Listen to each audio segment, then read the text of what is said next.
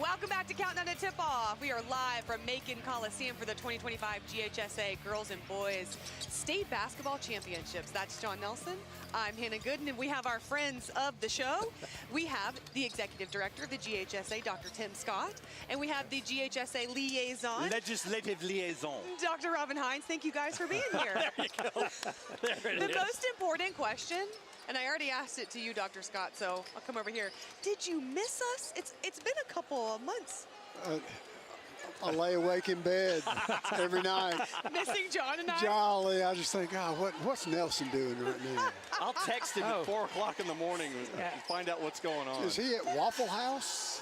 That is Saturday night when all this is over, heading back to the hotel. That is, Waffle House is Saturday when we're done. Oh, okay, I got you. It feels like deja vu. We were just doing football championships. So, Dr. Scott, I'll ask you the first real question. Basketball's back on GPB this year. We are so excited. Yeah. What does it mean to have this televised all over the state? Listen, nobody does it better than you guys do it, man. It's great. I talked to Marvin James, who does our media. He said we have a lot of people watching and following and putting things on X and the different social media platforms. But it's been great. It's really good for it. It really shows how great our athletes are in Georgia. When it comes to, and this is probably a question for the both of you with the experience that you have, Dr. Hines and Dr. Scott, after the football championships are over, how much of a break do you give yourselves before you start thinking about this championship? Because it's 4 days of event plus planning plus getting everything ready. How much time do you give yourself off before you start thinking about this championship? I would say that between Ernie Yarborough and Darrell Lane, that process it started long before that, you know, and as the executive director, you know, and Tim now, he'll back me up on this. When you have people like Ernie Yarborough, Darrell Lane that are working and running your things, you just really need to show up and give the trophy out and help out if you need it and that sort of thing, because those guys are crusty old pros and they do a super job. No doubt about it. So when it comes to Stone Mountain Volkswagen is bringing our in-store car buying experience to the comfort of your home. Discover your perfect vehicle in our virtual showroom. View financing options and trade-in details seamlessly on any device. If you have questions, our friendly representatives are here to help you anytime. This is car buying made easy. Discover the convenience of online shopping when you visit stonemountainvw.com. From click to car, your new ride awaits. I already speak head tilt and homework, but now it's time to speak liver health. I already have fatty liver and high triglycerides, which put me at risk for a condition called MASH, an advanced form of fatty liver disease. MASH can often go undetected and worsen over time, with potentially life-threatening consequences. So I'm learning to speak liver for myself and for him. Ask your doctor if you should be screened for MASH if you have any of these other health conditions. Speak up, speak loud, and speak now. Visit speakliver.com.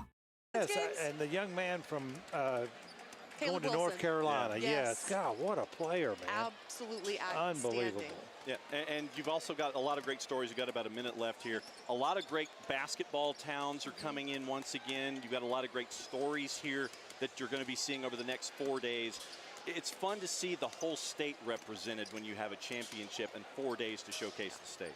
Oh, there's no doubt about that.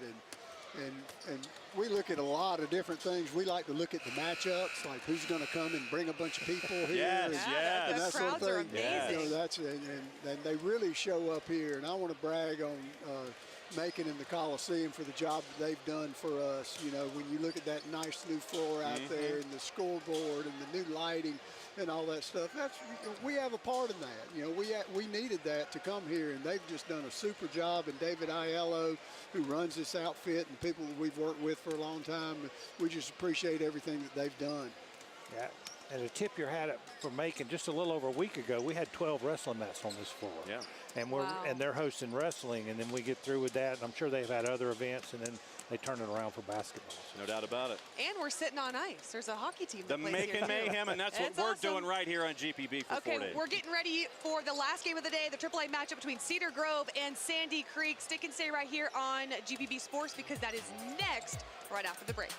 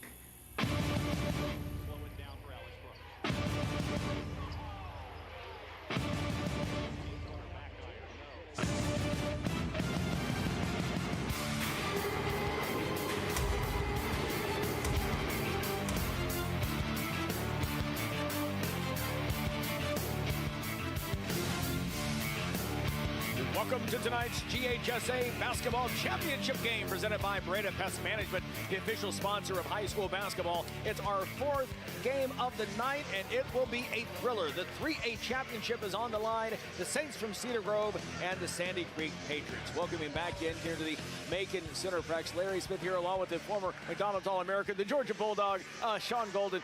We've been looking forward to this game here for several days, ever since this matchup was set. Two teams, both 28-3, who really know each other pretty well. Well, these teams have played each other in football and now in basketball. You go back to 2023 when they played here for the championship, and Sandy Creek cut down the nets. You're talking about a revenge game. This is a revenge game. Cedar Grove's going to come out here with a lot of energy. They are talented from head to toe, but you've got a team going for a three-peat. And I'm looking for this to be a great contest this evening. Let's start with Sandy Creek right now. Usually a team known for its big men, guys like Jabari Smith. This is more of a guard-oriented team. Well, both teams are well balanced, but I'm going to give the size to Cedar Grove because they've got an experienced big guy back in the backcourt. But here we have White. This young man can play, averaging almost 16 points a game, non-stop, strong, but a big player. He's a bulldog on the court. Yeah, in our first boys championship today, we saw a player headed to North Carolina. There's a player in this game for Cedar Grove, only a junior, getting all kinds of buzz from top colleges across the country. People talk about how this young man can score. Talk about Manny Green, 6'6", wing guard, can play, attack the rim. His mid-range game is beautiful, and look how he attacks the rim, but at the same time plays smart and effective in tonight's contest. Well, let's go over to our third member of our team right now, John Nelson, for his notes. Johnny.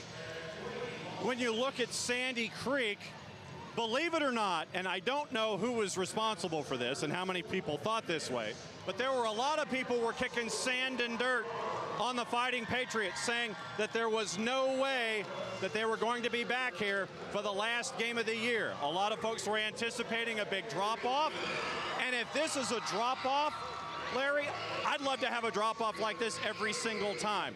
John Michael Nickerson, the head coach, he said, look, pregame speech, I'm not a rah-rah guy. If they're not ready for a game like this, then they won't be ready. He just went over the basics to get ready for Cedar Grove. He knows it's going to be a big challenge. But as the lights are all flashing and we're getting ready for the last match of the day, the last game of the day for 32 minutes, is Cedar Grove going to be able to be the one to kick the sand and the dirt on Sandy Creek? Or is Sandy Creek going to have the last word? We'll find out. Over to you. All right, Nelly, thanks so much. Yeah, Coach Nickerson, in fact, saying we're playing with house money. Nobody expected us to be here playing in the last game of the season. Starting lineup tonight brought to you by America's Navy, forged by the sea. Let's start with those Patriots from Sandy Creek. And you can see there Jared White is the guard that Sean just talked about. Amari Latimer is a star football player. We talked about him tonight. Antonio Rivers, Von Florence, and Kingston Hawkins. That's for Sandy Creek. For Cedar Grove, the Saints, again, they're 28-3 this season and led by their star player. As we take a look at this, again, brought to you by America's Navy, forged by the sea. Boyer, Gillespie, we talked about Manny Green, Dontavius Stringfield, and Javante Floyd, the junior, 6'10", 220, averaging about 11 points per game. Well, I'll say this, you want to watch a track meet, this is a game to watch. Both teams love transition, even though you're going to give the size advantage to Cedar Grove, but it's not just about transition today offensively, it's more about protecting the ball, cutting down on turnovers. I believe whoever does a great job in protecting the ball, having low turnovers, is going to be cutting down nets this evening. Yeah, good look there at the coaching staff. Coach John Michael Nickerson for Sandy Creek. Cam Terry is the coach for Cedar Grove. Our officials tonight, Kevin Pace, Sean Stroud, and Patrick Graham. Sandy Creek in their home white, Cedar Grove in their visiting light blue. They win the tip, and we're off and going in our fourth and final championship of the night. First day of 4 here in Macon. Glad you're with us here on GPB Sports. Cedar Grove running their set. That's Keith Gillespie. Dontavius Springfield on the wing. We've got a foul away from the ball. First one of the night. And the call will be on Amari Latimer. And that's the beautiful thing I like about Cedar Grove. Great hot UCLA cut action, great ball movement because of the movement created an early foul there in the possession. And this is Manny Green with the ball, again a junior. Really coming to his own here late in the season. Nice turnaround there, can't get it to go.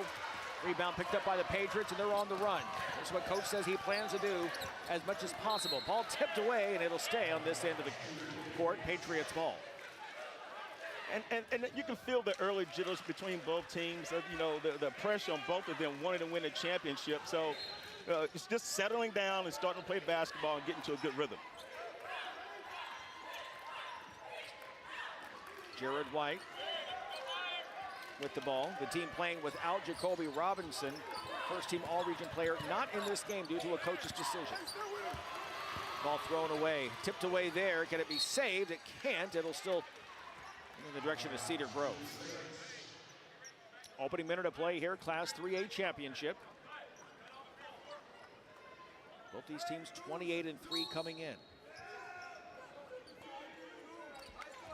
Yusef Boyer with the ball across the timeline. Keith Gillespie checked by Kingston Hawkins, number 15 in white. So I love the action. Getting the ball inside. Let's see what the big fella can do. Up and in, the first basket of the night. And see, that was the second action that got him in a position for the dribble drop step. The movement of the ball side. Lawyers, who wants to pull another all-nighter? Who's gonna review a ton of evidence? You? No, Cecilia is. Behold, Disco's new AI assistant. Hear it hum. This weekend, have a weekend! Beast.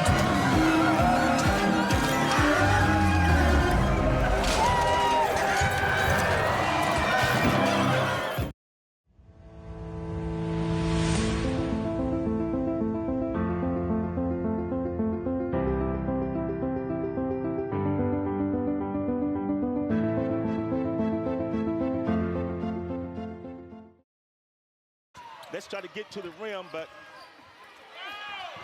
the officials will let them play. It's championship basketball. And Coach Nickerson and Sandy Creek didn't like that, thought there was a foul. Great hands here by Antonio Rivers. Up and in. Florence with the basket. And Sandy Creek gets on the board. Still in the backcourt, Jared White. The region player of the year. Sean gives him a 4-2 lead. And you go back to what Coach Nickerson said. We want full court pressure the entire game. And it ended up with a good turnover and a finish for them for a 2-point lead here early in the first quarter. And I think it caught Cedar Grove off guard there because there's the first made basket. That's when we saw the press come into play. Latimer, good defense on Green. Back up to Springfield.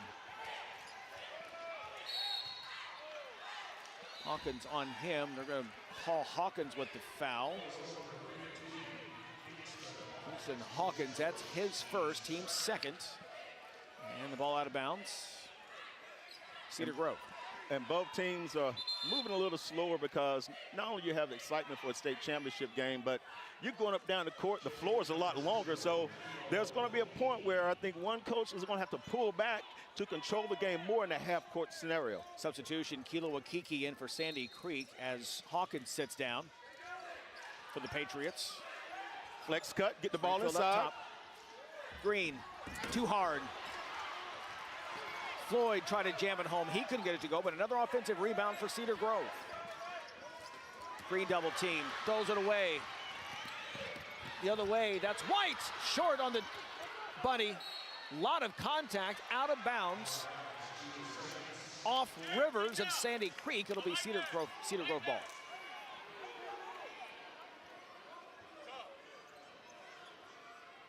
And once again, the full court press. Coach, yeah, like you said, he says, we're going to go 94 feet the entire night.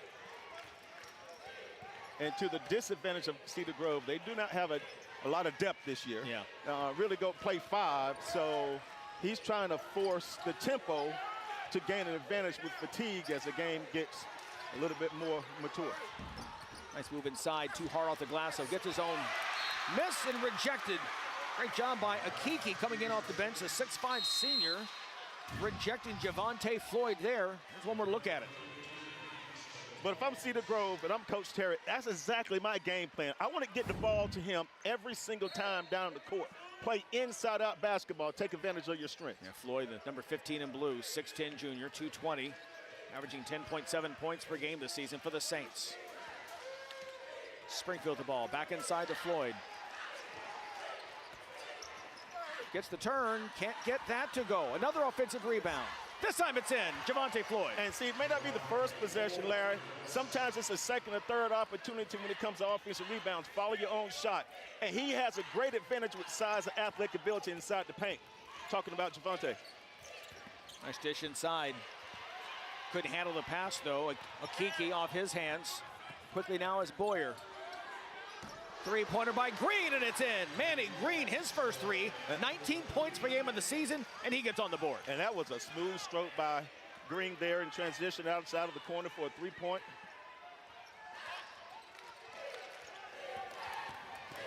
Rivers trying to shake the defense. On the hands of Florence, and they're going to call for a travel.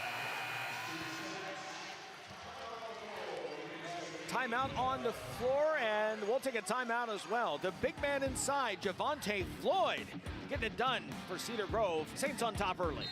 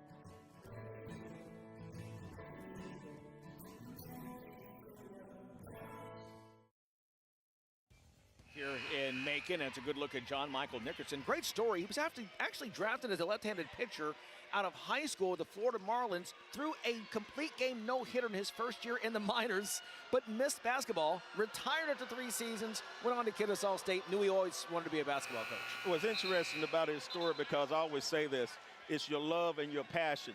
Yes, he loves baseball, but his passion is basketball. And a lot of times you got to follow your passion. And he's done a fantastic job at Sandy Creek. They weren't successful to this level in basketball. Football, yes, but he's taken that passion there to Sandy Creek and now have a chance to repeat for state championships.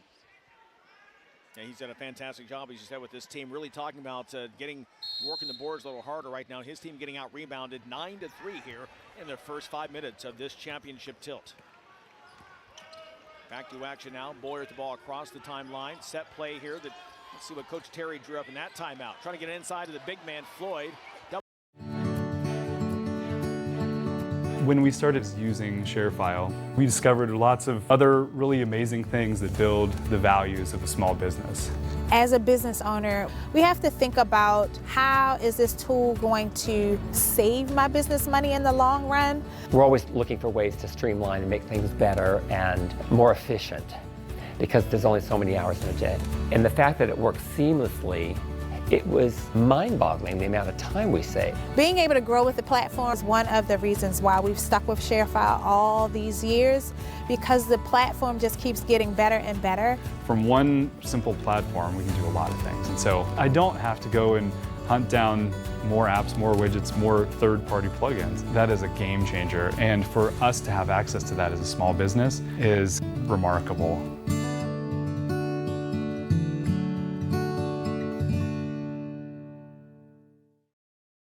At AMCO, we've been fixing cars for almost 60 years. And over that time, a lot sure has changed. Cars have gotten more complex than ever. But the technicians at AMCO have the expertise to fix anything. The problem's with your transmission valve body and torque converter. We do this all the time.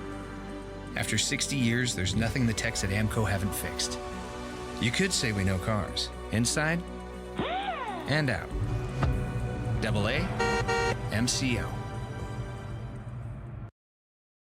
About him in football. Looks like that's where his future is going to be. Collegiately, driving there, ball is out of bounds. They will say it's off Cedar Grove. Braylon Robinson checking in the game right now for Sandy Creek, sophomore, replacing Hawkins, who again has 2 fouls here in the game. So he's going to set at the 155 mark here in the first quarter. Sandy Creek ball, Akiki into Latimer. White from outside, off the back iron. Good hustle there by Robinson, but saves it right to the Saints. Jump ball here, up and in. What a move by Dontanius Springfield to collect the pass and then to get it in off the glass. Man, sometimes you just got to use the athletic ability, and right then Wingfield just was able to out-jump the defender and finish at the rim in a long heave down the court. So Cedar Grove now up by 4.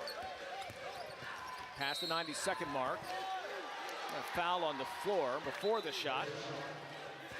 That's on Springfield. It'll be his first.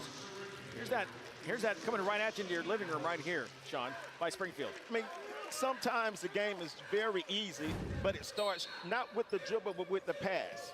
His teammate kept his eyes up. Gillespie did, and just advanced the ball, and it got his teammate an easy basket. And a turnover there for the Patriots, trying to get over in the corner. Threw it away. It'll be Cedar Grove ball, and they'll be facing the press again, it appears.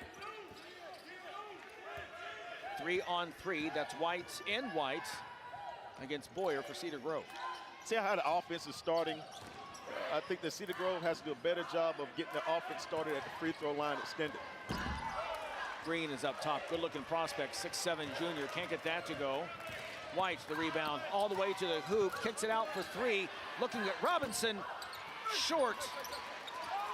Floyd, the rebound for the Saints. Under 1 minute in the first quarter. Boyer, Green, took steps. Maybe a little too fast. Substitution again now. Antonio Rivers back in the game for Sandy Creek. Avon Florence will sit down. And sometimes, I always heard Coach Durham say this: be quick, but don't hurry. I think sometimes when teams want tempo, Larry, they want to go way fast, too fast. Sometimes you have to slow down and let the game just come to you. Yeah, number 2, Harlan Perrine is in the game now for Cedar Grove as Floyd takes a seat here in the final seconds of this first quarter.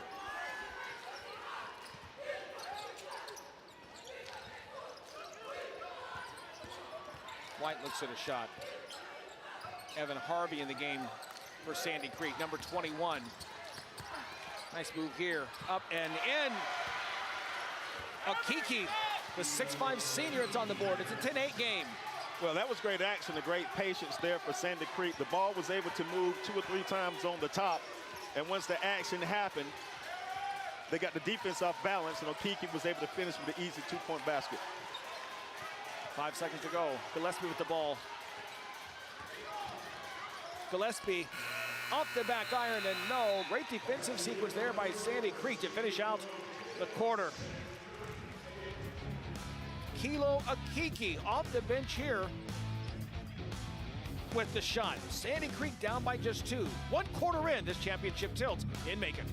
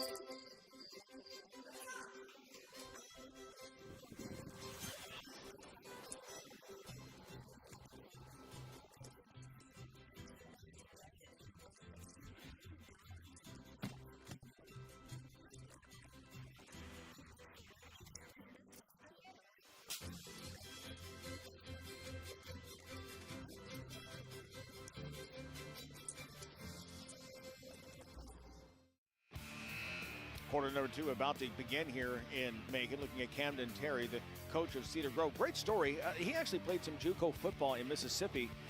Began his coaching career at Cedar Grove as the part of the middle school head coach. Won a state championship there. Coached some football. Has 2 championship rings with the football team.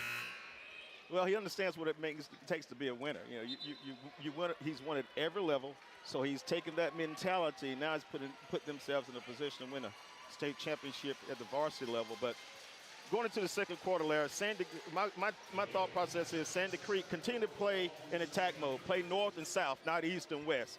Put pressure on Cedar Grove. But Cedar Grove, if I was them, I would slow the ball down.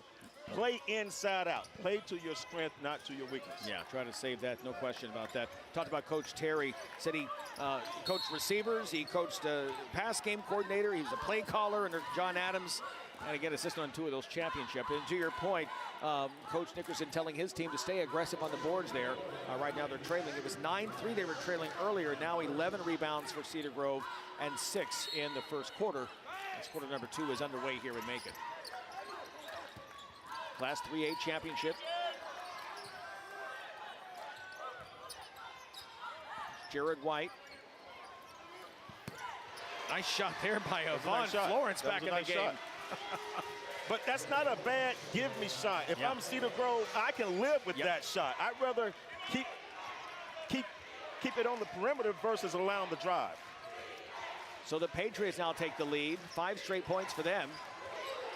Springfield up top. Checked by Latimer. Boyer on the wing.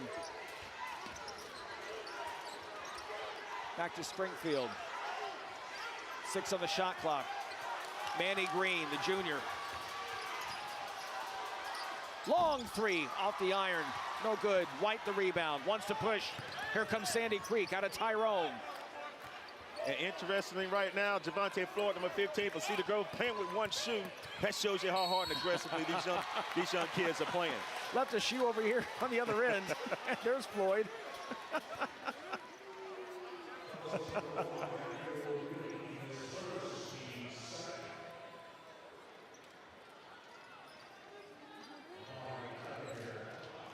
believe that foul was on Keith Gillespie. I checked that. It was on Manny Green. That's his first. And Amari Latimer at the line shooting 2. That's that first one. We talked about him a minute ago. He's tough. He's the heart. To me, he's the tough person of this team. I got a chance to watch him in the second round. And without his toughness and his tenacity, they would not have excelled. But he's done a good job of being the strong person on the team with that football mindset. Missed the second one, but a nice second chance opportunity here. Florence puts it in off the glass. 14-10 lead right now. 8-0 run for the Patriots. And still, don't pressure if you see the Grove. Get more action, get more movement. They get a nice set here, get the ball into the inside to Floyd inside the paint. And to your point, patience. Good defense there against Floyd. On the break, Patriots want to run. Florence again. Fast break. 10-0 run for Sandy Creek. They're up 16-10.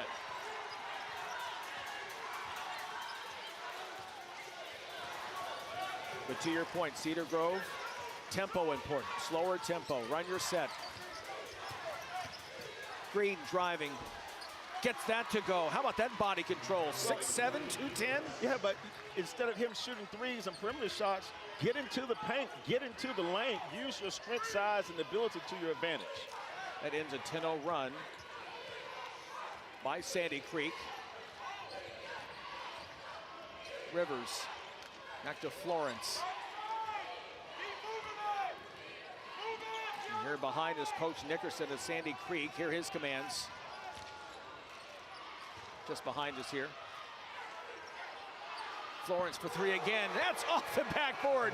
Forget the ATM. The bank is open, baby. Kobe. One of those shots. You playing horse when you hit it off the bank. Kingston Hawkins here to check back in for Sandy Creek. Their lead now at 7, biggest in the game. Manny Green. Other side, now it's Keith Gillespie, number 5. Ball knocked away again. Floyd has it. Get it to Boyer, the left-hander. Gets the 3 to go. Boyer is one of those players. He's the tough one. Maybe the shortest guy on the team, but the biggest heart on the court. Yusef Boyer, the 5'8" senior, 13 points per game. He's one of 3,000-point scorers on this team. Boyer, Green, and Gillespie. A timeout here on the court. 19-15. Let's take a look at these last two baskets here by Sandy Creek. Good defense getting this going. Yeah, defense, great offense, and here's Sandy Creek attacking the rim. Box board run, as we call it.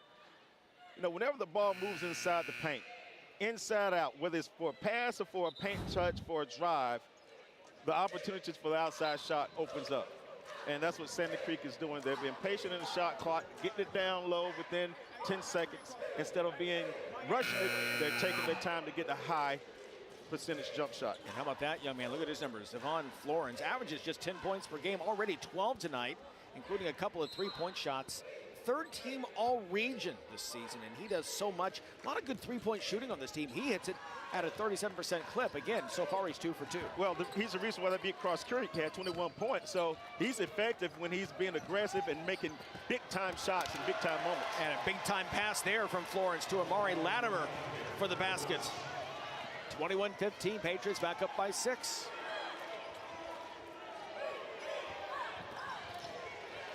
Boyer with the drive, no.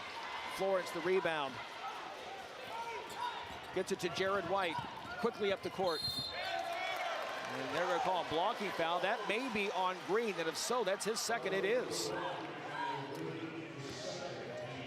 Even though there's 4 minutes and 15 seconds here in the second quarter, you might want to look at the fatigue factor coming into play for Cedar Grove, because you know, they're trying to play in a high style, high speed, but at some point in time, they got to settle in. And when you get fatigued, you start making bad fouls. And that was a bad foul by Green. Was a bad foul. Florence going up against the 6'10". Floyd loses that battle, but they get the ball back. White looking to shoot. That rolls out. Floyd the rebound. Saints on the push. Green for Boyer. Another three. Front iron, no. Rebound by Florence. See, Larry, there's good shots, there's great shots, and there's bad shots. Because of the way the game is going, that was a bad shot. Sometimes you got to slow the ball down and get back to your strengths and not play at your weaknesses if you see the growth. Santa Creek wants to travel on that. They're going to count the basket. And a foul. That basket one more time. Here it is. Great job by Keith Gillespie. Gets that up and in. He's shooting a free throw. We come back here in Macon.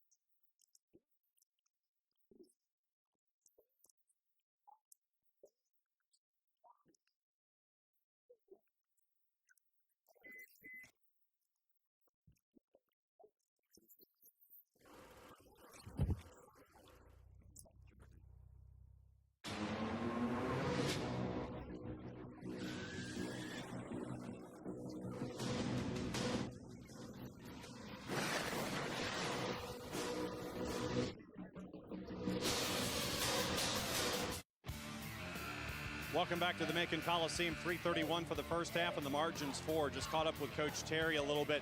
I have some concerns and I have some confidence when the conversation that we just had. Confidence. He thinks that they, meaning Sandy Creek, don't have any answers in the paint for Javonte Floyd. And Larry and Goldie, one of the concerns that he has is rebounding. He wants the guys to get back in there and rebound because remember, he had that 9-3 advantage. It went to 10-8, and that rebounding edge has now evaporated by this point here in the second quarter, guys. Yeah, such a good point, Nelly. You're exactly right. Sandy Creek, and you mentioned earlier that Coach Nickerson for the Patriots was saying the same thing. His team has responded, and now they've closed that gap, to your point. Well, you got to look at your strengths, not your weaknesses. And sometimes you got to have your players do the same thing. I know that's what you're accustomed to doing, shooting threes and being a little bit more vicarious outside the three-point line. But when you're playing for a championship, you got to go back to your bread and butter. Play inside-out basketball because now you're putting yourself at an advantage versus a disadvantage. And Gillespie at that free throw to complete the three-point play. He began with the tough layup before the media timeout, under 4. And so now it's back to a three-point advantage. Look at Sandy Creek's numbers. 5 assists on all their 5 field goals they've made in this game. I think it's a smart move by Cedar Grove. Go to a 2-3 zone, slow the tempo down, keep the offense in front of you. And now you got a position to go in and score in transition. Oh, that was a goal. What a job by Florence. That was a goaltend.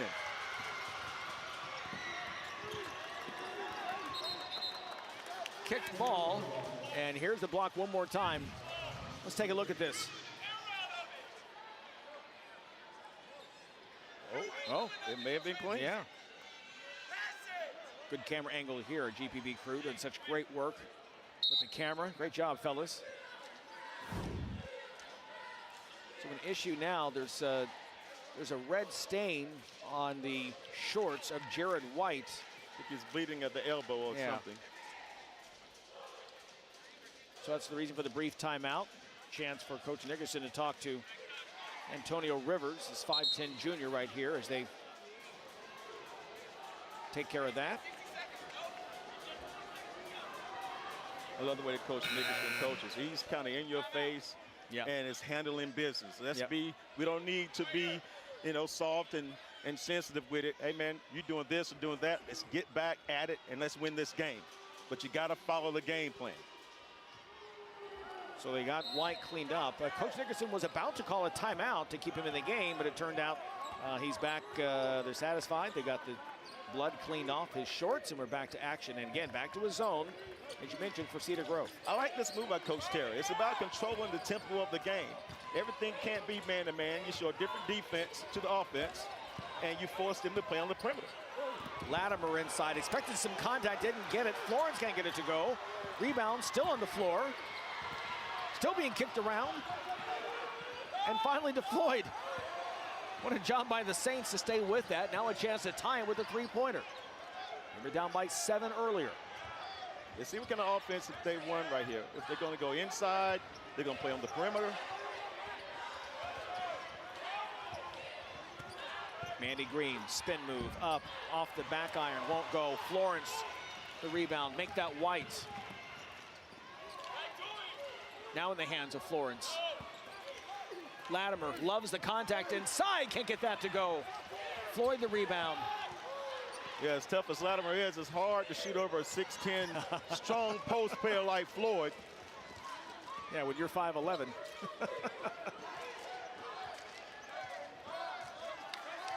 Keith Gillespie, 6'2" senior, brings it out. And a foul right there on the reach-in on Braylon Robinson. But that goes back what I was saying, Larry. Look at how Cedar Grove is starting their offense almost at half court. You're giving Sandy Creek an advantage because you're playing retreat basketball versus attack basketball. You're trying to win a championship. You need to be more of a north-south, attack the rim, or at the same time be aggressive in making your plays more effective with inside the paint. No Kiki back in the game for Sandy Creek in place of Robinson. A lot of dribbling. A lot of dribbling. Yep. Pass, cut, move. Pass, cut, move. Isolation basketball would not win your championship. So missed chance there for the Saints. Sandy Creek now approaching the 1 minute mark until halftime, up by 3, Class 3A championship. 4 more games tomorrow. We begin at 1 o'clock. And a timeout now. One of the referees stops play, and now it appears that Amari Latimer is, and there's a good shot of it right there. He's bleeding. A cut above his eye. And so very quickly here, 2 different Patriots players. That's a pretty good cut. As you can see, that's all over his jersey. Robinson will come back in while they tend to Latimer. You know, Coach talked about him. He said he loves contact.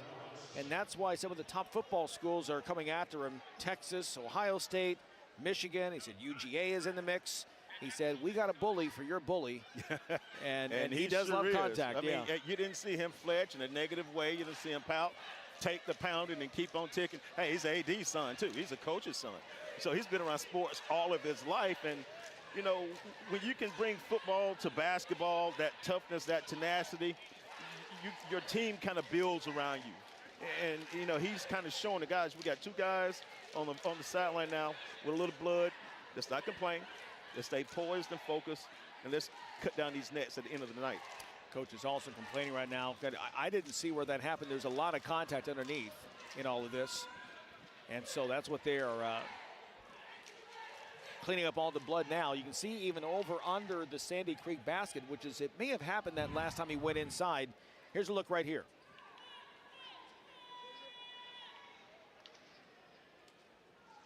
I don't see the contact with the player. It may have fallen on the ground. Yeah, there it is. Yeah, it may have fallen on the ground. Yes. I hope he's going to be okay. Definitely was. Hopefully, it wasn't a concussion scenario. I think they may have to get him a new jersey. Stoppage in play still. There's a trainer. John Nelson's walking to that end to see what he can see, and he'll report back and let us know what he finds. Meanwhile, stoppage in play. The officials trying to get everyone back on the court at the 1:07 mark here in the second quarter. If you're just joining us, Holy Innocents won the first 2 games of the day, the private girls and private boys championship. One more angle at it. Yeah. Well, he hit the floor hard. My goodness. And got up and kept playing. Game number 3, the girls 3A championship. Cherokee Bluff, the champions in that one. Sandy Creek, now you see here, missed their last 6 field goal attempts. Well, the 2-3 zone is slowing the tempo of the game offensively for Cedar Grove. This is playing into Cedar Grove's favor because they're forcing Sandy Creek to play on the perimeter, which is a good thing. Shot clock winding down. Ball is knocked out of bounds off the White miss. It'll go to the Saints. But if I'm Coach Terry going into halftime, he needs 5 players to rebound. You're expecting 1 player floor to clean the glass. 5 players need to rebound for Sandy Creek to secure the ball. And Floyd has been quiet since that opening few plays he got, and then he's called for a foul there. Ball knocked away. Great job by White and Florence to knock that ball away. Well, that's hard, Larry, because there's no action. Just go down and post up. There's no action. You got to create action, movement. UCLA cut, move around. And then he's a second or third option when he's in an easier scoring position. The foul was on Floyd, his first. Shot clock is off. Patriots holding for the final shot of the half.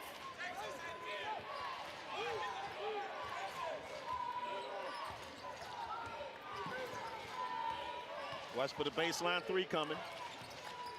White. Flare screen. Baseline 3. Rivers. 3 ball.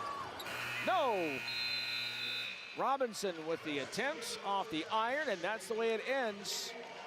So Sandy Creek playing strong in the second quarter, and they take a 21-18 lead into halftime.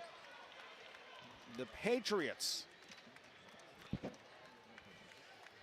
Halftime now, our coach's interview presented by Breda Pest Management, the official sponsor of high school basketball. Let's go to John Nelson. Thank you very much, Larry Smith. Time to catch up with Coach Nickerson. What did you think of that first 16? It had its ebbs and flows, and you got the rebounding edge because you were down heavy rebounding early. Yeah, we've been down size all year, but we got some dudes that are tough. They enjoy the physicality and toughness, and they don't care about height. When you look at things offensively, what flipped the switch? You've always told us that that you go as Jared goes. So how did Jared go in the first 16? Jared did not go. We only got 21 points at the half. That's not very good. We got to be much better and get much better shots. Thanks for your time. Yes, sir. That's Coach Nickerson. Update on Amari Latimer. He went into the medical room and was getting treatment on the side of the eye, not on top of the eye, where you could have some issues when it comes to stopping blood if it was above the eyebrow in and of itself. More as we go. When we're coming back, halftime here. Boys 3A title in the balance on the great GPB.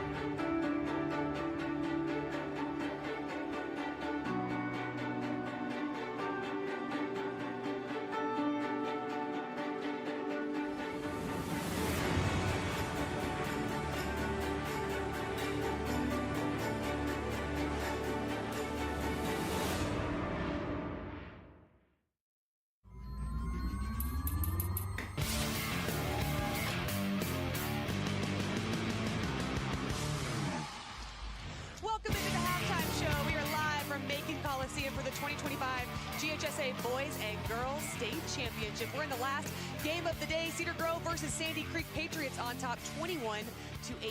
But don't worry, today's only day one of 4 days of basketball action, and I have the principals of both of these teams here to talk about what an awesome first half this has been. Back and forth defensive battle, and you guys know a lot about each other. This is Cedar Grove principal Dr. Malik Douglas. We have Sandy Creek principal Tasha Oliver. Both of these teams just played each other for the championship in 2023. There's a little bit of bad blood. Dr. Douglas, we'll start with you. What have you thought about this first half? Great first half.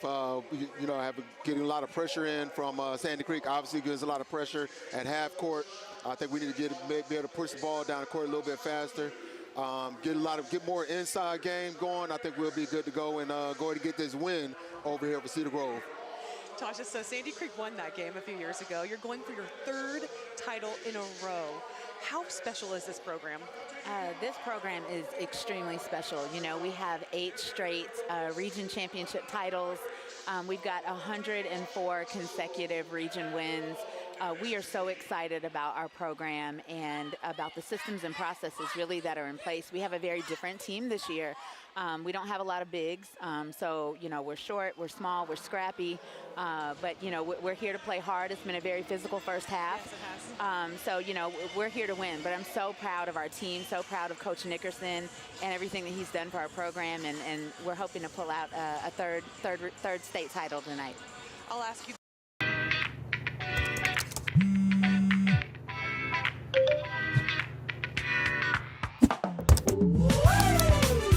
You've got better things to do. Create surveys in under a minute with AI-powered help from SurveyMonkey.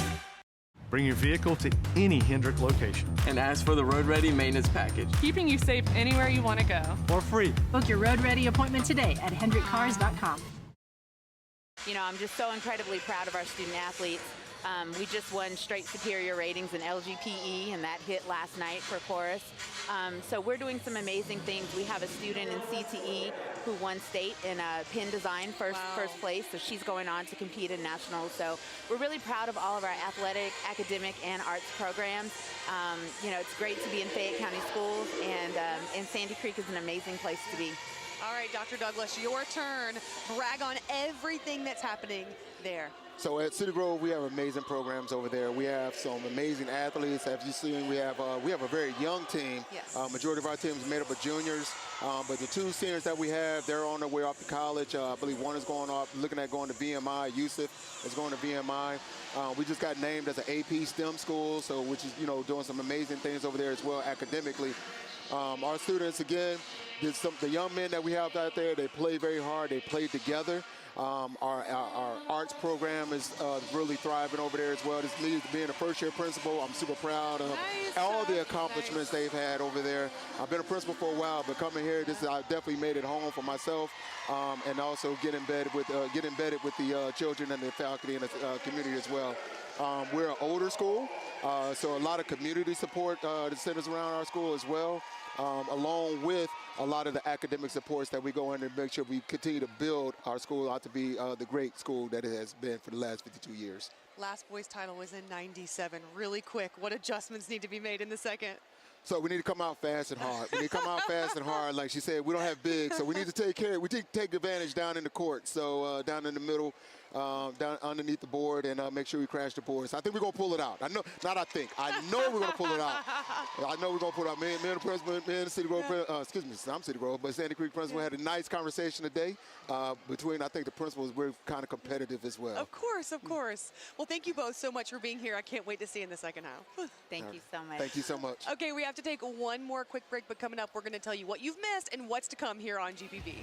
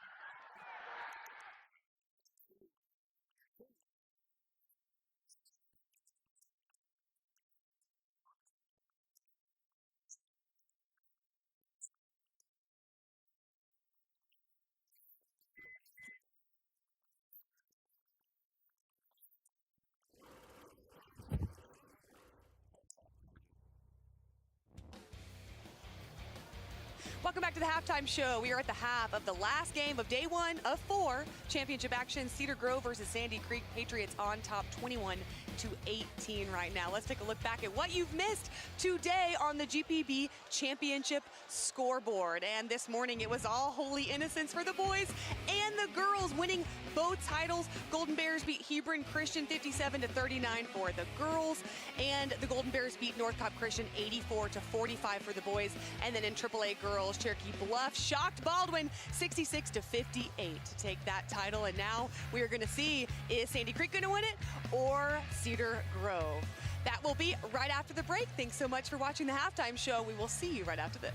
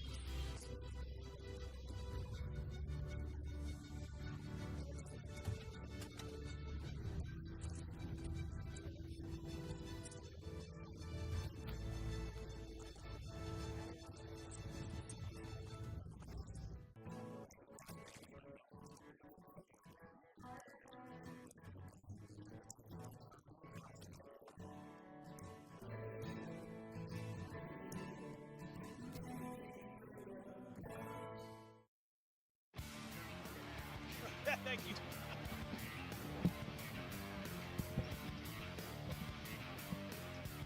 Welcome back here to the show. Second half is about to start. 21-18 here at halftime. Sandy Creek on top. Our coaches interview presented by Breda Pest Management, the official sponsor of high school basketball.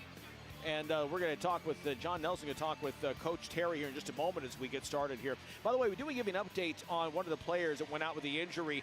We saw Amari Latimer, the junior player for Sandy Creek, leave with that nasty cut over his eye just a moment ago. That has been glued shut, and Latimer now wearing number 24. Now our coaches interview presented by Breda Pest Management, official sponsor of high school basketball. Let's go to John Nelson. Thank you very much, Larry Smith. Let's catch up with Coach Terry. Back and forth. It was chaotic at times out there. You had the rebounding edge. You were confident that you had a height advantage inside with that starting 5. What did you think of the first 16 minutes? First 16 minutes, they gave us their best punch. Coach did a good job of showing us a few looks we wasn't expecting to see, just being honest. But we did a good job of settling down in the second quarter. I feel like offensively, we wasn't being aggressive as far as making that extra pass, making the right read, things like that. But we settled down. We'll be much better in the second half. Looking forward to it. Thanks for your time. Thank you. That is the coach's interview. That's the Cedar Grove half of things. And Larry, it will be interesting to see how Latimer will be affected after they glue that thing shut on the right-hand side of his face, how it affects his game. Is he self-conscious about it, or does he just let it go? Yeah, Nelly, he's got that big bandage, as you mentioned, right there in the side of his eye. 21-18, Larry Smith, Sean Golden here. Sean, your thoughts as we enter the second half? Well, this is a game of two halves. It depends how Cedar Grove finished. They finished in a 2-3 zone to control the tempo of the game. That was a smart move from Cedar Grove. But now Sandy Creek, still play your game, still play your style, transition, but now protect the ball. I mean, turnovers are very important going into the second half. Control the tempo of the game against Sandy Creek, both teams, but play inside out if you Cedar Grove. Play inside out to your strength, and I believe Cedar Grove is going to come out on top here in the second half. Yeah, the issue right now, we've got a bit of a delay because there's a shot clock issue. The clock on over one basket over here near the Sandy Creek bench actually is out, inoperable. It's not even on. No power to it whatsoever. So that's the delay right now. But as you mentioned, you get a good look at it right there. That's what we're talking about. You mentioned turnovers. Cedar Grove had 7 of them. Sandy Creek 5. Look, these are two teams who know each other, two coaches who know each other. They know each other's personnel. They know what they like to do. Right. And so you can kind of see some little frustration that the game plan they had for the first 16 minutes maybe didn't quite go the way they would have liked for it to. Well, the beautiful thing about the game of basketball, in any sport, in the halftime you can make adjustments. How do you make adjustments? Well, Sandy Creek, what I talked about is we want transition, but we want to be smart. We don't want helter-skelter basketball because we don't want to have ill-advised turnovers. Cedar Grove, on the other hand, slow the game with your defense with the 2-3 zone. Offensively, be more aggressive and assertive, not just with the quick play, but the, like a knife, being strategic about the way that you play the game to get the ball inside to the big fella so he can finish down low. Yeah, still working on, you can see here on the bench, just off screen right there, Amari Latimer still being worked on. A little bit of blood, I guess, there in his chin. Coach taking a towel and rubbing it off. That's that football player in him. That's that football mentality. That's right. Hey, I'm playing fullback. Hey, you can't, if you're playing fullback at the big time, you cannot worry about a little blood. That's right. Okay, so they've got the clock back on now, and we're about ready to start play here again, the Class 3A championship. Sandy Creek and Cedar Grove both coming in 28-3 in this one.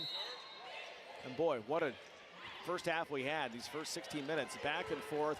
10-0 run by Sandy Creek. They took the lead, haven't relinquished it since then, but Cedar Grove slowly chipping away at what was once a 7-point lead at one point, and now, starting the third quarter here, it's at 3, 21-18. Good defense there, ball knocked out of bounds by White. Coach is talking about to John Nelson just right there at halftime that Jared White has not taken off, just 1 of 7 shooting for the Region Player of the Year for Sandy Creek. And a foul there on Lawrence very quickly on the inbound. And I love that action, the previous play by Sandy Creek. The isolation play down low. It's got to be a better passing angle, but they have the right concept. Inside-out basketball. Florence's first foul. Green outside, can't get that to go. Look at Floyd working inside. The 6'10 setter gets that to push the way in. And the deficit has been cut down to 1. Florence on the drive. Inside to Latimer. That goes. He's a tough kid, Latimer. Nice dish there by Hawkins. Bit of a full court press, not much.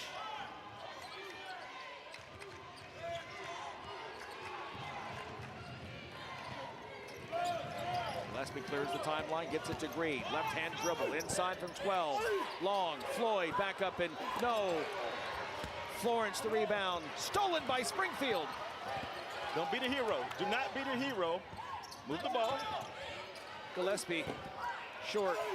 Florence climbing the ladder. Ball on the ground. White has it, comes away. He's got numbers behind the back. White, up and in. And he's hurt. Landed, looks like on his tailbone. Chance for a three-point play. Count the basket. Boyer called with the foul. I mean, look at this play. Behind the back at half court to avoid the defensive steal. Nice awareness, used your body. Three-point play. Showing you why he's one of the top players in the region. 6'1" senior, almost 16 points per game, 6 rebounds a game. It's 70% from the line. Chance here to complete the three-point play. So we talked about Jared White getting going. He had 2 points in the first half. He has 3 points here in the first 90 seconds of the second half. So here we go again with Cedar Grove starting the offense from half court. Got to be a little more aggressive attacking the rim. The point guard's got to be more assertive of getting the ball inside the paint. Well, great job by Latimer. Again, he comes in at 5'11", going up against the 6'7". Green, alley-oop to Javante Floyd. How you like me? And that was a great finish. Great drive by Green. Good finish by Floyd. But being under control. And these guys have worked on that a lot because that was something that just happened by second nature. And then we had an inbound violation, turnover. Alley-oop there on the inbounds, and they're going to call Latimer for the foul. So that dunk appeared to rattle Sandy Creek here for just a moment. Now see, here's a 2-2-1 press by Cedar Grove. And it's not to speed up the tempo of the game, it's to control it. To control the tempo of the game, and they'll fall back to a 2-3. I stand corrected, no foul. Ball just out of bounds on Green on the alley-oop attempt. Sandy Creek now breaking the press. Jared White with the ball, over to Latimer.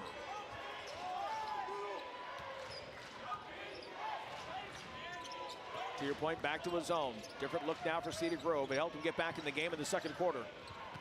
Good defense by Cedar Grove. They're moving. They're being patient. Rivers to White, 5 on the shot clock. Discard, up, in and out. Floyd the rebound. And see, sometimes the 2-3 zone forces the offense to be a little bit more off balance, and that was a great defensive change by the coaching staff to stay consistent with the 2-3 zone from a 2-2-1 three-quarter court press. Three-pointer just won't go for Gillespie. Rebound by Florence. Patriots trying to run. White to Latimer, back to White, turnaround. Won't go. Springfield the rebound.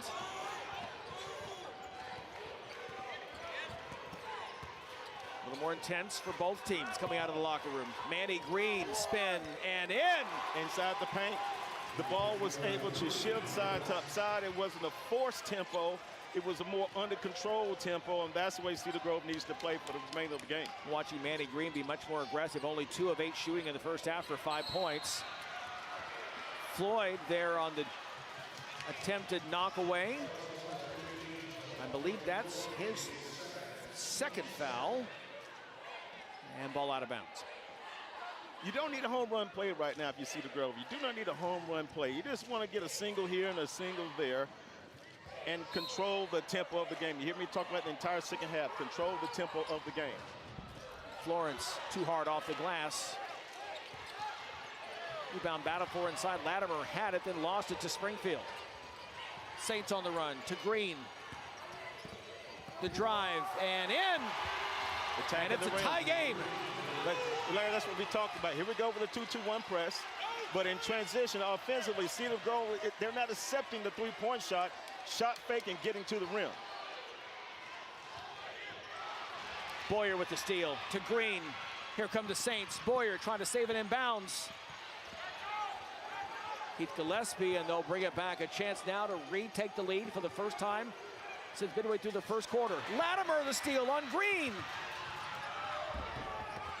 Short, gets it back, too hard, and Boyer collects it. Great defense by Latimer, but couldn't finish on the other end. So here we go again with Cedar Grove. It's not a pretty game, but it's an effective game for them. Move the ball, force the defense to work a little bit more, dive to the rim, drive to the rim, let's score inside the paint. Turnaround won't go. Gillespie the rebound. Back to Boyer. Resets the shot clock. Both teams turning up the defensive intensity since intermission. Shot clock to 6. Boyer on the drive, working on White. Up and no, but he's fouled by Jared White, and we'll have free throws when we come back. Manny Green, the 6'7" junior, 19 points per game, taking over this game here in the third quarter, imposing his will on the game. As a result, Cedar Grove has come back to tie it.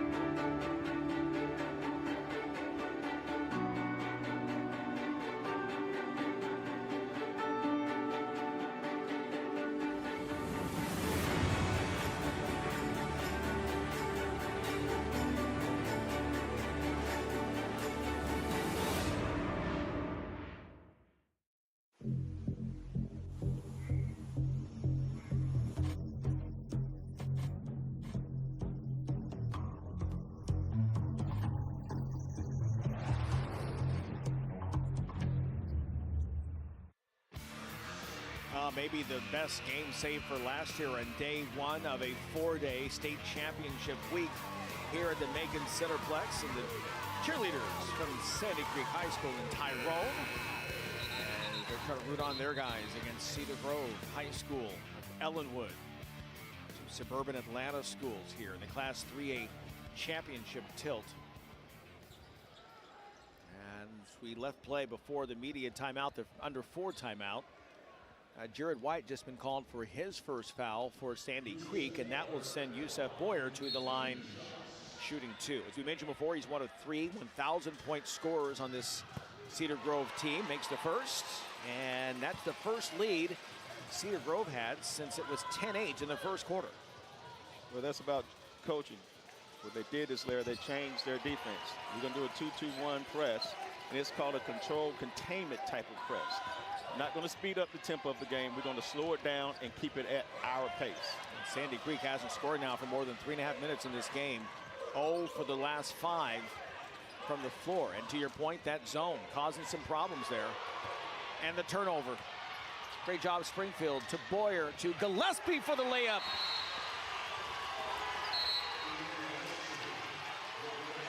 "30-second timeout called by Sandy Creek.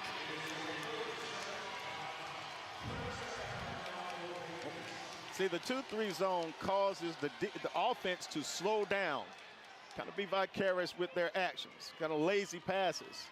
And Cedar Grove is doing a good job of capitalizing in transition as well, too. Good feed, good finish. Great control by Keith Gillespie, the 6'2 senior on that finish. 14-point per game scorer. You see his numbers, 5 points on 2 of 6 shooting tonight, 4 rebounds, too. Good rebounding guard. As if I'm looking at Sandy Creek, and what I'm seeing is, Larry, I'm seeing fatigue kick in. This team has been pushing the ball offensively, trying to press defensively. First of all, this is a longer court that they're playing on, so now there's some extra length, extra 8 feet to the court.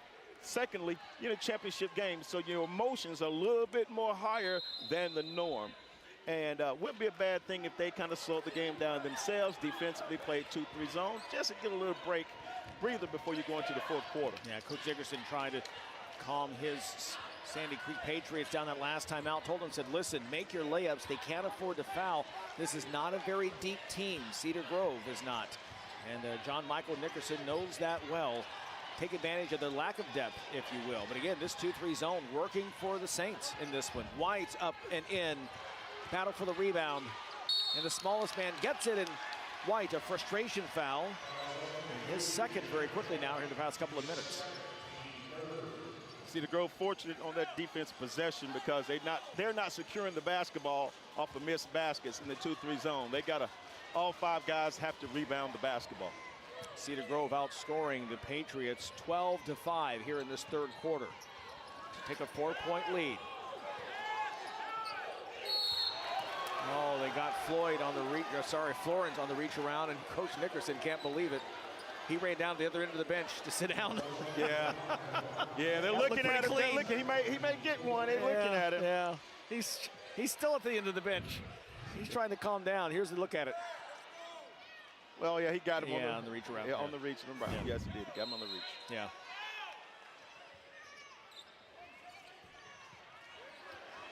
Saints have the momentum. 3-ball. Boyer. The roof would have risen off this place if that had gone in. White trying to make things happen. Back up front to Hawkins.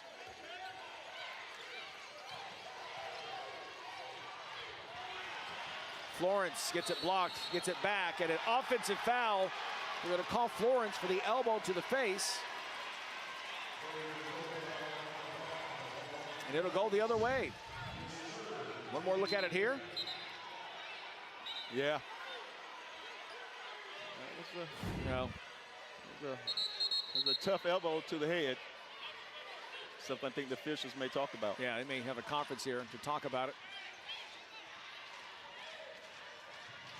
Yeah, they gathered to have a conversation, sent the players to both benches. They're not the kind of basketball play you want. I understand this is a championship game. Understand fatigue is there and the emotions are there. But the officials have done a great job of cleaning it up, talking about it, so the play can move on. One more look at it here. Now, again, there is the end cylinder, but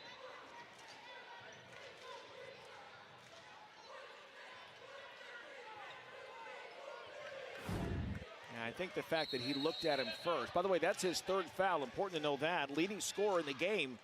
As you can see his numbers, 12 points in the first half, but he's been shut out here in the third quarter. And that's part of the reason Sandy Creek's offense has not gone very far. But the tempo of the game has changed. It has. And Cedar Grove has done a great job controlling it on the defensive end. A lot of times people want to control it on the offensive end, but defensively, they've slowed the tempo down. And then offensively, they want to be a little bit more strategic, surgical in how they score the ball. Kilo Akiki in the game for the first time for Sandy Creek, number 0. And White called for a foul here in the backcourt. And that's his third foul very quickly. Antonio Rivers, a 5'10 junior, about to check back in for Sandy Creek in place of Braylon Robinson. One more look here at the foul. Yeah, that was a foul. And I'm giving kudos to Springfield. I mean, here's a kid that's 6'6", and now he's having to be the primary ball handler against this aggressive Sandy Creek team. He's doing a fantastic job of handling the basketball and being a lot more poised. And he's got to hit these free throws. And so they can be more consistent here going into the second half. Yeah, 5th foul of the quarter for Sandy Creek. So Springfield missed the first. Here's his second. 6'5 junior, averages 7 points per game for Coach Terry Saints. Second one is short, so they can't take advantage. There's a 2-2-1 press, make a miss. Again, it's a controlled press. It's not a pressure to force the tempo faster. It's to slow everything down.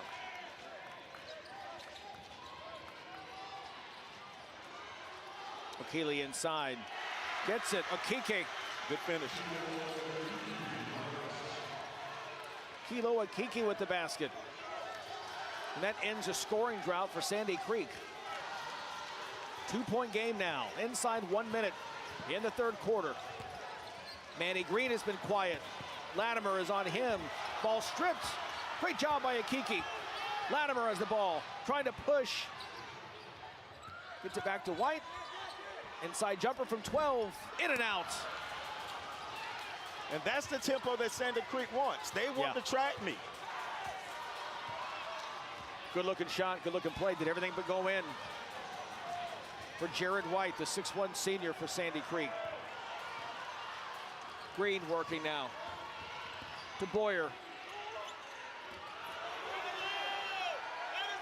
Under 10 to go. Springfield. Offensive foul. Yeah, that's fatigue basketball. Zero movement on the offensive end by Cedar Grove. Everyone now wants to go one-on-one. You got 13 seconds now, 2.7. Move the ball and get the last second shot. That's what you want if you are Cedar Grove. Well, you can see there the officials in the right spot. The arm, the clear out with the arm. They're going to call that every time. Sandy Creek, you see there, 7 points, 6 turnovers. Trying to close out with a bucket, and they can't do it. And we've come to the end of 3 quarters here in Macon. What a contest here for the Class 3A championship. Sandy Creek trying to battle back and close within 2. 8 minutes to go. And we'll get back to live action next.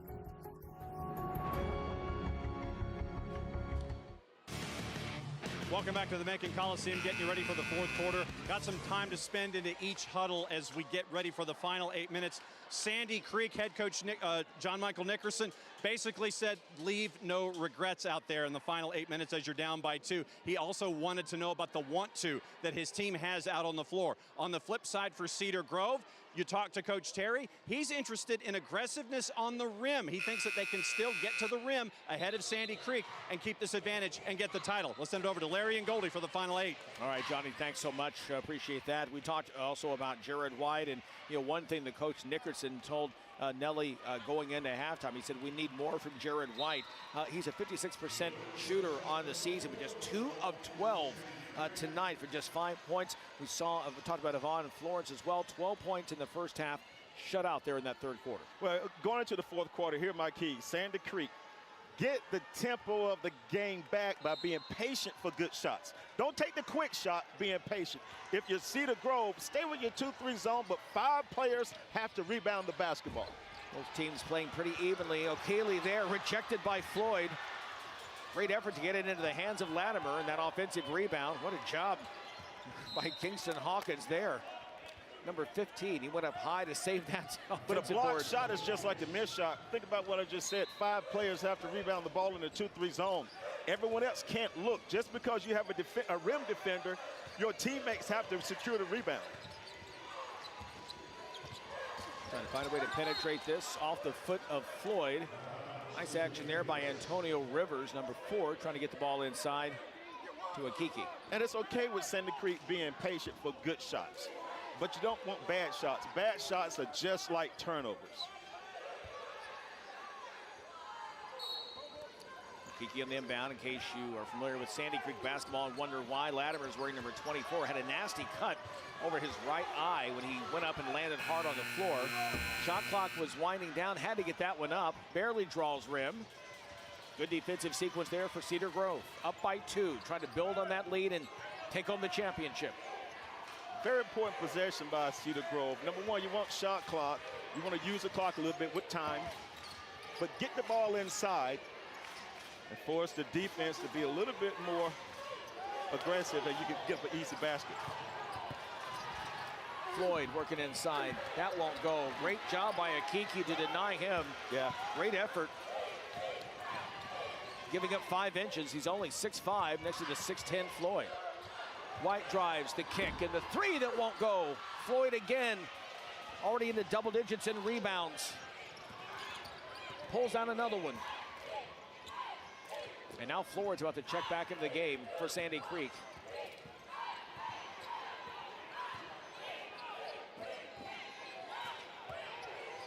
Both teams tightening up their defense. Yeah, get the ball inside. You're using clock. Floyd to Springfield. It's off, out of bounds on Javonte Floyd. And see, the 2-3 zone is effective for Cedar Grove, and Floyd is protecting the rim, doing a good job inside the paint defensively.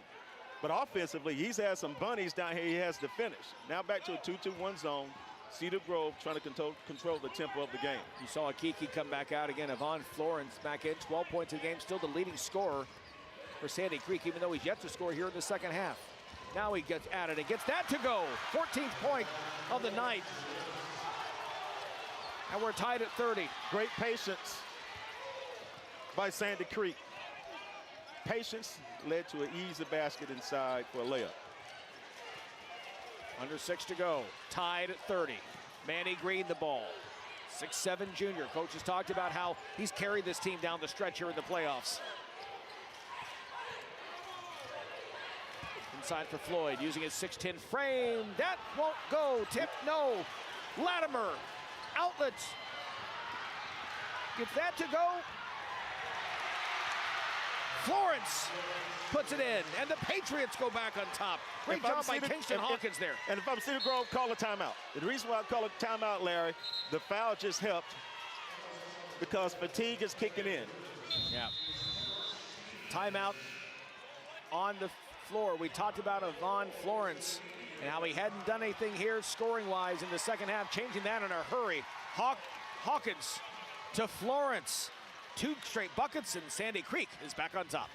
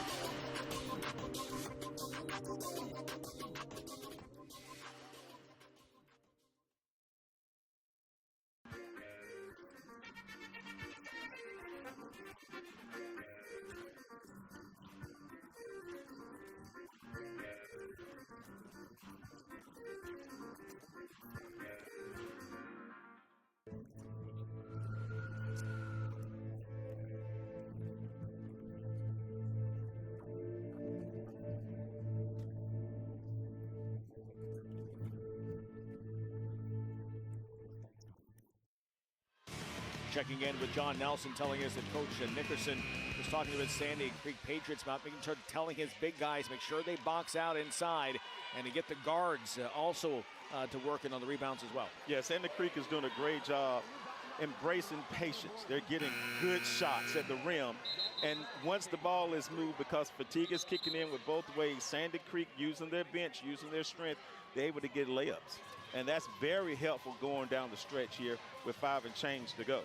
John Michael Nickerson, we talked about, played 4 years at Kennesaw State. 8th year right now as head coach at Sandy Creek.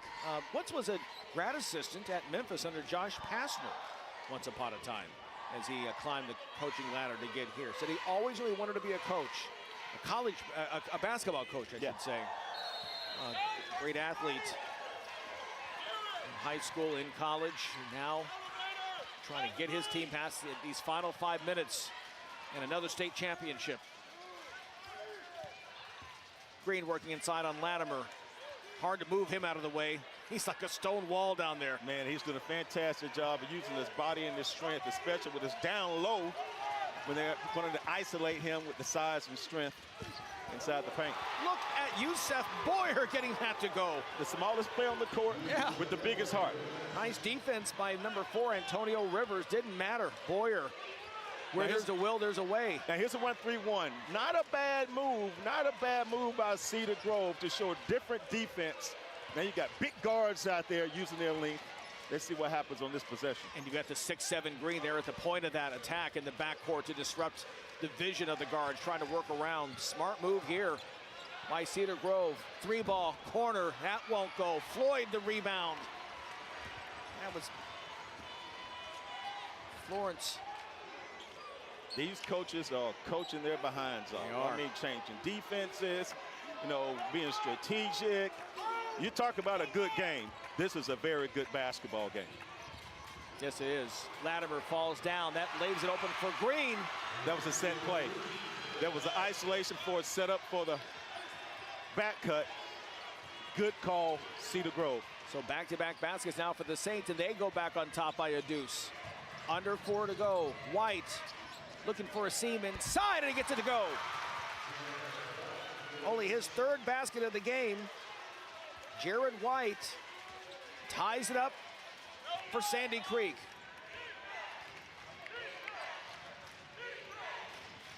We'll see what both coaches do. It's cat and mouse. It's a chess game. See Coach Camden Terry, they're standing on the sidelines. Manny Green is playing his heart out. I know he's a little tired and fatigued. Boyer, that looked good, won't go. Florence collects the rebound. Not the shot you want. No. Not the shot you want. Good timeout. Timeout. John Michael Nickerson wants to talk about it. We'll take a timeout as well here on GPB. Tied at 34, under 3 to go.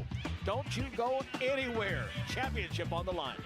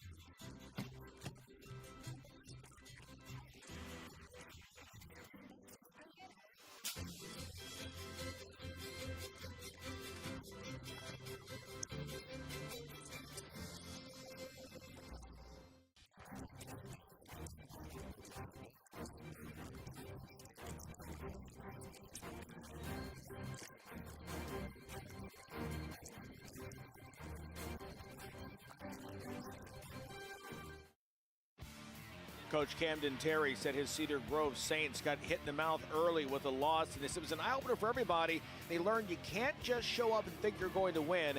They certainly have not just shown up here. They have just played this Sandy Creek team toe-to-toe here, and now tied with under 3 minutes to go. Yeah, Sandy Creek, when Coach Terry was telling us that the December break actually has changed them. They haven't lost a game since, 20 games in a row. Now, let's see the strategies between both benches.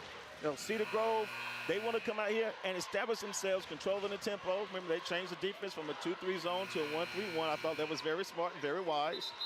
Sandy Creek, keep doing what you're doing. Attack when the opportunity is there, but all 5 players from Sandy Creek, you have to rebound to secure the ball and then cut down on turnovers. No one needs to force the tempo, let the game play itself, but be more poised with possession of the basketball.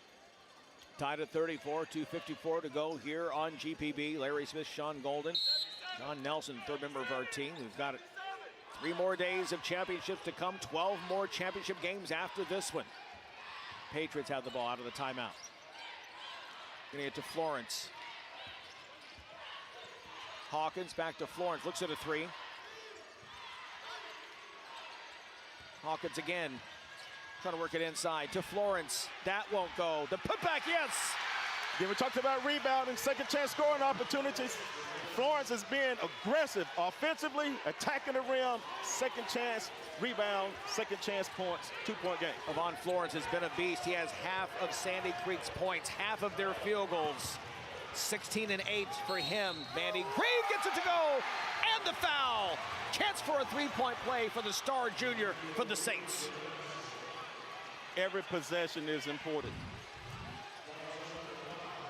Nice body control by Manny Green, and he's showing you why everyone thinks he's the top junior in the state. Fantastic player. Coach has really come into his own this season. Says he's a unicorn. Loves to see his teammates succeed. Can't get the 3-point play as the free throw bounces away, and so we're tied once again. Approaching 2 minutes to go in the 4th quarter. Florence, air ball, some contact, no call. Boyer the rebound and brings it down. Saints with a chance to go back on top.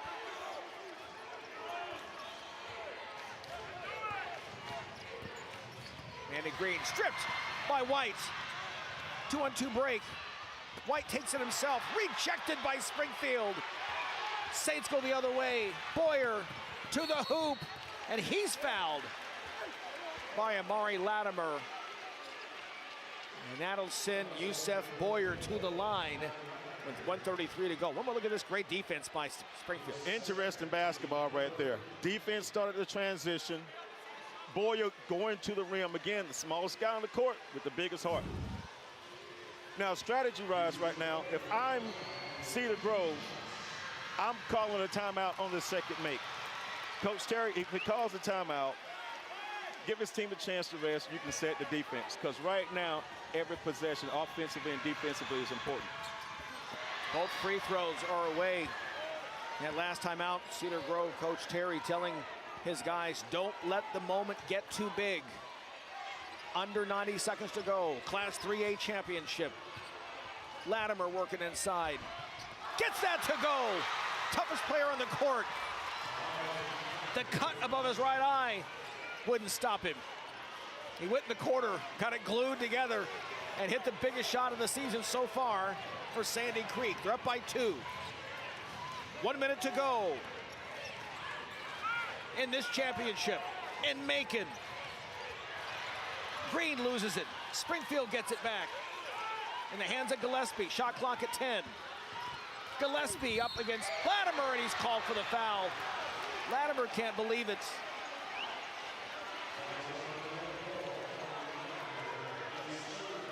That's his 3rd foul. And it'll send Keith Gillespie to the line. Big-time basketball being played this evening by both teams. No one settling for the jump shot, getting to the rim. Cedar Grove just has to hit free throws. They've be up by 4 points now. And Gillespie gets that to go. Cedar Grove has 4 timeouts. Sandy Creek has 3. Cedar Grove, 5 of 11 from the line tonight. The line has not been kind, except it has to Gillespie. Hits both of those. And the Saints tie it back up at 38. Cedar Grove has the rebound, the shot. Good timeout. Timeout by Sandy Creek. Coach John Michael Nickerson. We will stay here, though, as they talk it over with 38 seconds to go, tied at 38. Again, the 4th championship of the day, Holy Innocents, sweeping the private classification, girls and boys. And Cherokee Bluff winning the girls 3A championship just before this one. Well, let's look at the scenario. Tie game, 4th quarter, 38 seconds to go, but it's a 12-second difference between the shot clock and the game clock. So there's no pressure for Cedar Grove to gamble, but there's no pressure for Sandy Creek as well, too, because you still have time to have a nice offensive play, good movement, reverse the ball, and get a great possession. Depends on what happens. If there's a make shot, if I'm Cedar Grove, I'm calling a timeout when the ball gets to half court. For a miss shot, you might just want to play on through and, put yourself in a position to win it with a last-second shot yourself. Meanwhile, for Cedar Grove, Coach Terry making the call. We talked about, again, the football mentality. And he said he really had to learn when he was, years he was going right from football to basketball. He had to step back and separate himself and learn he had to be a different coach in basketball. So spent this past all season going to more camps and learning more, becoming more of a student of the basketball game. And now he's got his team right here in the hunt for a state championship. And the thing about being around different sports, you see different scenarios and how you can apply those to where you are. Now you get the chance to win a state championship, tie game. This is the most important possession of tonight's contest right here. It is. Coach Nickerson earlier challenging his team in the last huddle, telling him the corner jumper will be there. But they've taken control of this lead here in the 4th quarter by going inside and not shooting the jumpers. Both teams going to the basket. Inbound to Rivers. Guarded by Boyer. Shot clock at 20. Picked up his dribble. And Sandy Creek had to call another timeout to bail him out there. So they have 1 left. And coach asked him, why are you picking up your ball there at center court?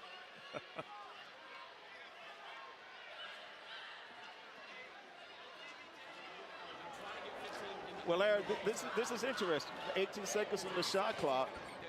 They don't have to do some kind of action a little differently now. More of a quick hitter than 2 or 3 different actions. And important possession for Sandy Creek with a tie game, almost 30 seconds to go. How about the stars of the game in this one? Look at the cheerleaders from Cedar Grove out of Ellenwood. Maddie Green up to 13 points now, a couple of rebounds. And what is he going to do? Is he going to play man or is he going to play 2-3 zone? Right.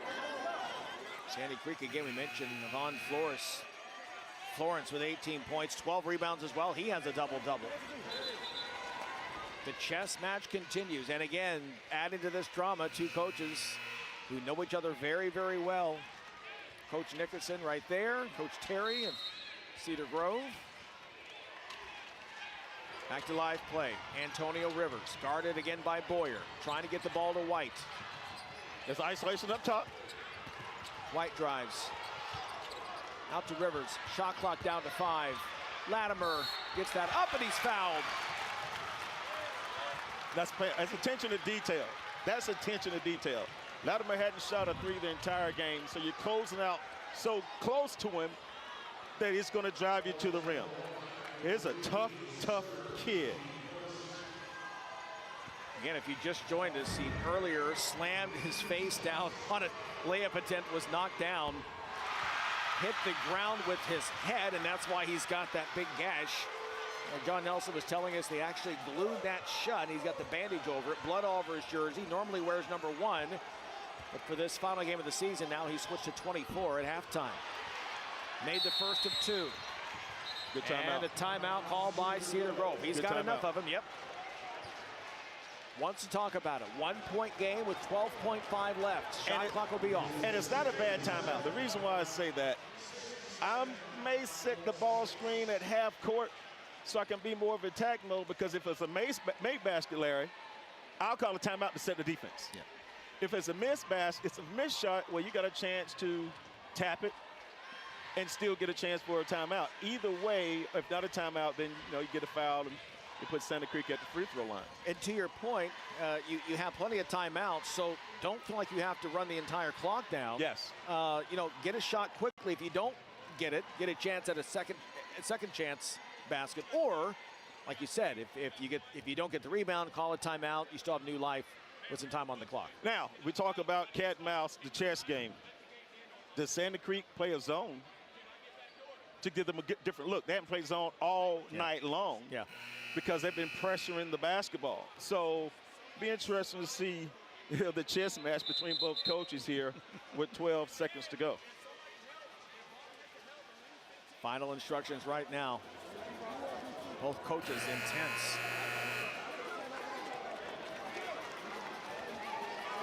But you don't need a jump shot. You see the growth. You kind of clean out the weak side, get the drive to the rim.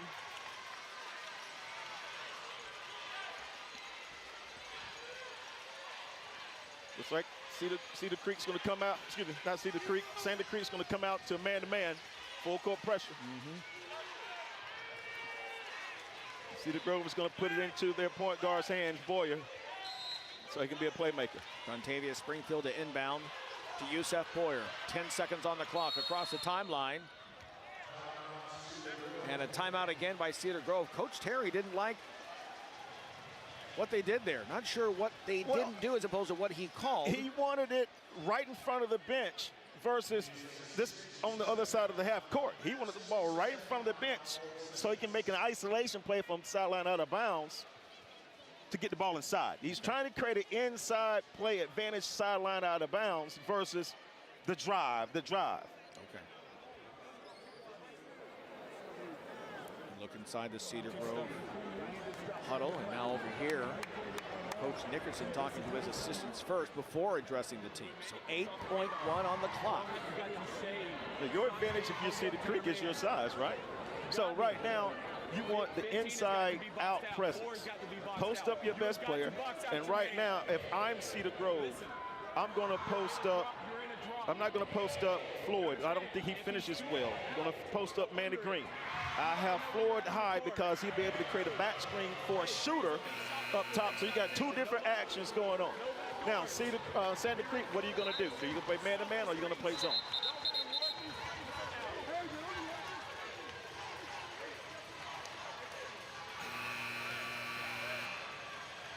.1 left. Good look at Camden Terry. Said, hey, these kids have been coaching them since I was a middle school coach. We've been together for a number of years. It made sense to have me take over this job when it became open because I knew all the players. Here we go with the chess match. That's right. Sandy Creek, Coach Nickerson wants to see what they were going to set up and call, so he takes his final timeout now to change his defense. Well, it could change the defense, but more importantly, you want to see what kind of offensive setup that Cedar Grove had. And it looks like a baseline screen for a lob over the top to the post player. And if not, a flare screen up top for a drive for your best player in the perimeter. So there's two or three different actions going on offensively to how they're going to defend it, whether it's with a man-to-man and instead of fronting the post, stay behind the post and make them score over top, or is it a zone, 2-3 zone to make them play on the perimeter? I thought it was a good timeout there by Sandy Creek and Coach Nickerson. So they're going to put on the floor Latimer, White, Florence, Akiki, and Rivers. That's for Sandy Creek. And for Cedar Grove, pretty much the same five they've gone with all night. We did see Harlan Perrine play earlier, the 6'2 junior, just for a couple of moments, but otherwise it has been the same five all the way through. Green, Boyer, Springfield, Gillespie, and Floyd for Cedar Grove. Okay, so Sandy Creek, no more timeout. Cedar Grove still has two. 8.1 to go. Sideline ball, sideline out of bounds. Boyer to trigger at 5'8".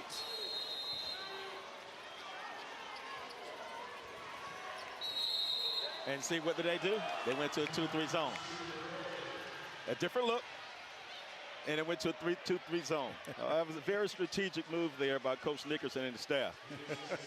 You know, you asked him about that when we were talking to him a couple days ago, and you said he liked to mix up defenses, but he gets more conservative in the playoffs, and you could sense he just was like, I kind of get superstitious. I want to stick with kind of what I know, what's tried and true. But there you go. He went against what he would like to do and felt like what he needed to do right there for Cedar Grove to call another timeout. Well, the good thing from Cedar Grove is you saved your timeouts. You didn't use them all. You saved your timeouts. Again, you talk about the cat and mouse situation, and here we go, the cat and the mouse. What's going to happen? Now, Cedar Grove with one timeout, you got to draw up two types of actions. One versus a man, one versus a zone. But the baseline screen, and if not, you may want to try to be able to lob to the rim. Use your athletic ability to try to throw it on top of the defense, throw the ball on top of the defense. So now we will try it again. 8.1 left. Class 3A boys state championship. Two teams that know each other well. They've met here. They've met in football. The game a couple of years ago on the Georgia State campus. Sandy Creek won in a controversial finish. And they may show a 2-3 zone and go to a man. That's exactly what they've done. Springfield to inbound. Gets it to Boyer into the backcourt. Smart to let it bounce. Boyer, Springfield. Inside for Floyd. Back out for Boyer for three. Sandy Creek doesn't.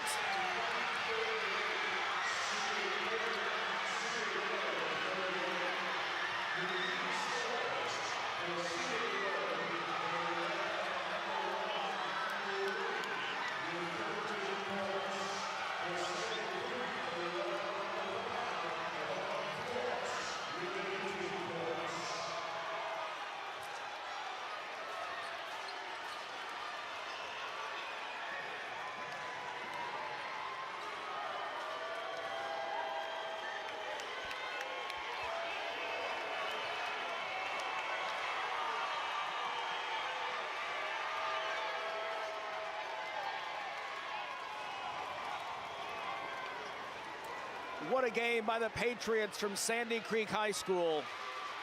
And what a season for Cedar Grove as well. The Saints. 32 minutes of outstanding basketball with both of these teams. Hats off to both coaches. And I say this, hats off to both coaches. You want to watch good high school basketball play to its best to a T, and the strategies, the chess game, both of these coaches, fantastic job, well done, and congratulations to Sandy Creek. Just outstanding basketball. Cedar Grove 28-4. They come this close, but just short. Sandy Creek 29-3 on the season. And what a game tonight.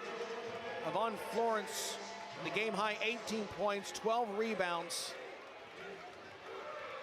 Let's go to John Nelson right now for the championship presentation. Thank you very much, Larry Smith. Time to present the last trophy of day number one. First and foremost, a shout out to Cedar Grove and all of your fans. A tremendous season once again for the Saints of Cedar Grove. But to present the trophy, to wrap up day number one, the Executive Director of the Georgia High School Association, Dr. Tim Scott, and our friends from Breda Pest Management. What a great game we had tonight. I want to say congratulations to Cedar Grove High School as a runner-up. And now, on behalf of the Georgia High School Association, presenting the trophy is Breda Pest Management to the state champions.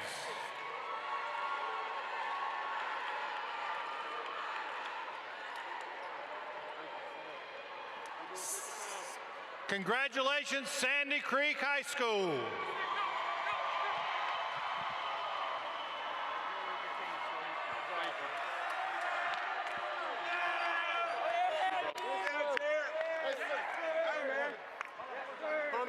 You made a point to tell these guys in one of the last huddles down the stretch that you got here because of your defense and you were going to win it because of your defense, and you did exactly that to go 3 in a row. Nate Diaz, I'm not surprised. Let's go. Yes, we best, again, on repeat, best defense in the state.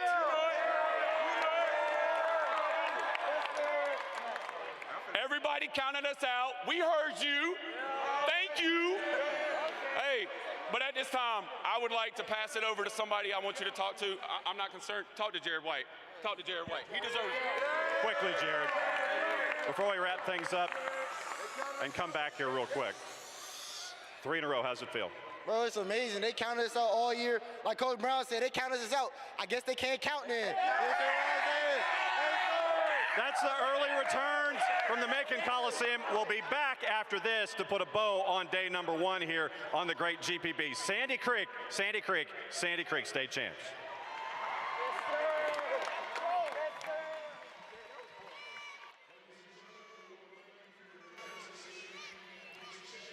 Sandy Creek getting done for the 3rd time. And Sean Golden, let's go back and look at those final 8 seconds and the defensive effort that they put forward to close out this title.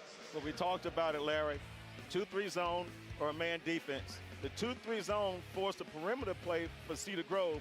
They weren't prepared for that all game long. The ill-advised shot there to win. Great coaching. I mean, I can't get over the coaching from both squads, and Coach Nickerson, he just had his team prepared mentally, physically, and emotionally. And he talked about in this summer, he said, everyone wrote us off. He said, just to be here, we are playing with house money. Well, they cashed in tonight. 3rd year in a row, Sandy Creek is champions in Class 3A. We're back with more after this.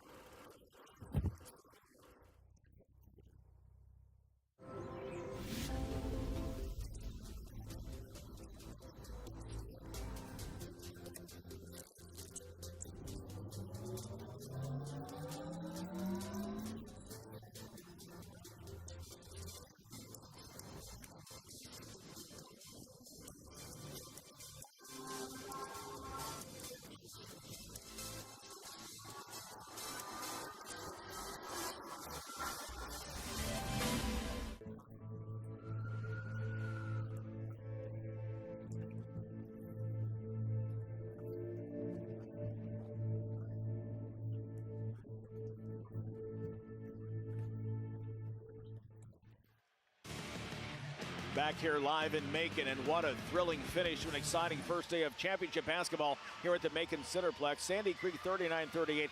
Sean Golden, you know, you talk about the way this thing went. It's just amazing to see how they finish this thing off. Let's go back over right now to John Nelson. Thank you very much, Larry Smith. Time to catch up with our player of the game, once again presented by our friends at Breda Pest Management. And we figured we'd give it to the guy who's got the band. You still have the Band-Aid up there?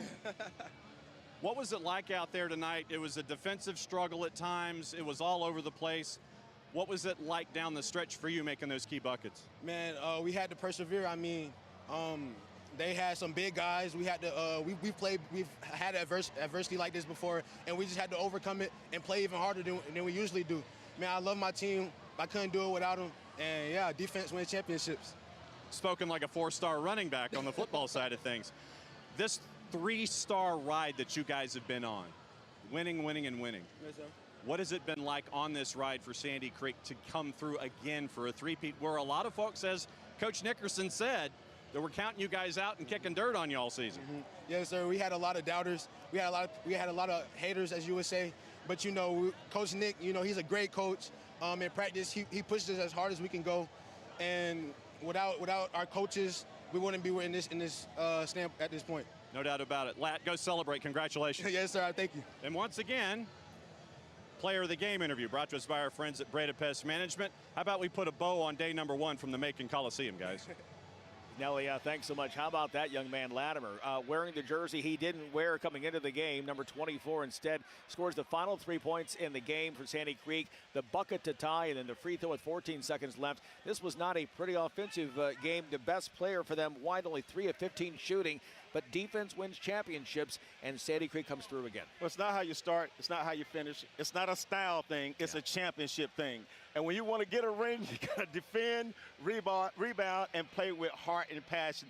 And the Sandy Creek Patriots, they showcase that tonight. Patriots will take home the title once again, and so 4 games are in the books, but we are far from done. We have 3 more days, 12 more championships to be decided.